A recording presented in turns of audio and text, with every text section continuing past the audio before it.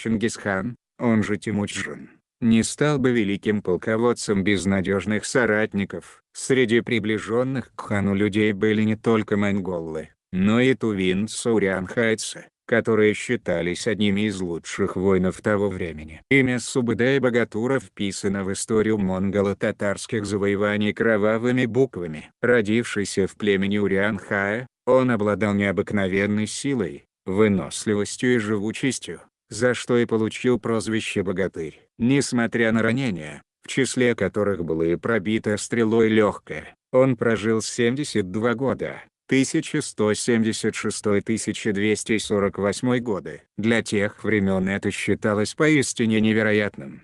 В летописях есть свидетельства жестокости воинов, которыми командовал Субэдэй.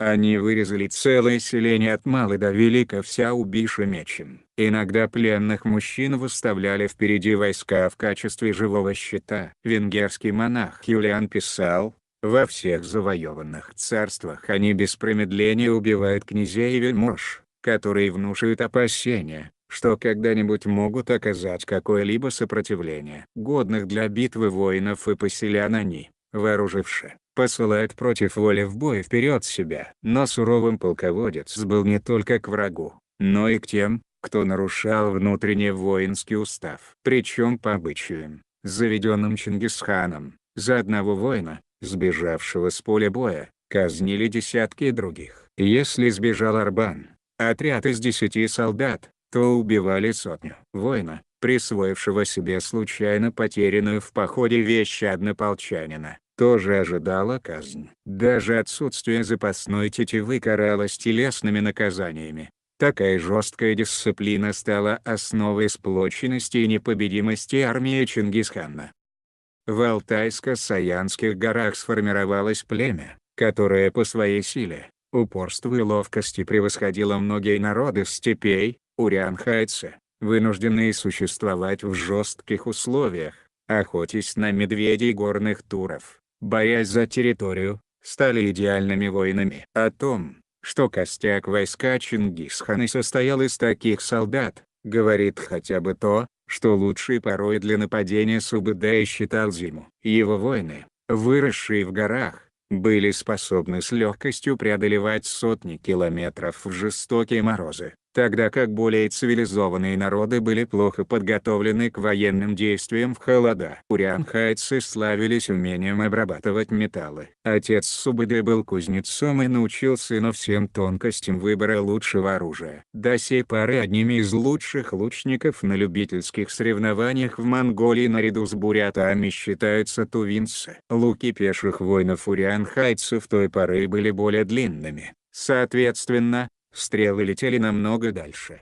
Владению таким оружием нужно было учиться с детства. В возрасте 4-5 лет мальчиков также приучали к верховой езде и выживанию в походных условиях. При необходимости ради спасения своей жизни они могли утолять жажду, вскрыв вену на шее у лошади. Историки, исследовавшие родословную Чингисхана, утверждают, что в его роду по женской линии была тувинка. Возможно, зная это, Темуджин благоволил к урянхайцам, поэтому допускал их к вершинам власти и делал своими доверенными лицами.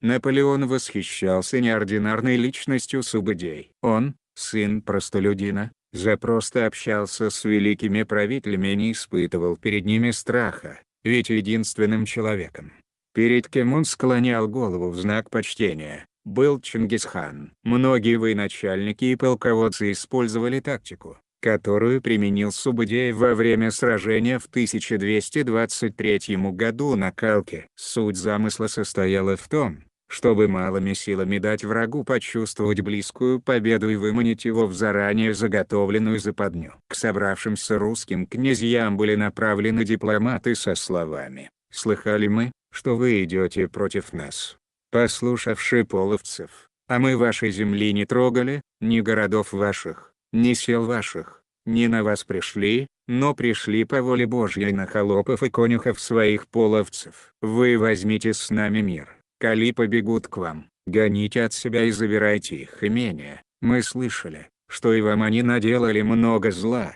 Мы их и за это бьем. Князья убили послов и двинули войска против монголо-татар. Дважды им удалось разбить малочисленные отряды Субэдея, Джебей-Тохучара. Окрыленные победой, они начали форсировать Калку. Там объединенные войска киевских русичей и половцев, встретив снова небольшой отряд противника, погнались за ним. Строй войска был нарушен, половцы вырвались вперед, отряды киевских князей отстали. И в это время монголо-татары двинули основную массу своих сил. Половцы обратились в бегство, а киевская рать потерпела поражение. Генрих Латвийский в своей хронике Ливонии утверждает, что погибших руссичей было больше 100 тысяч. Хитрость и коварство помогли Субэдею уничтожить армию половцев на обратном пути. Войска Субэдея и его соратников действовали по четкому плану. Первые ряды – пленные легкие войска. За ними располагались лучники, задачей которых было посеять панику и разделить стройные ряды врага.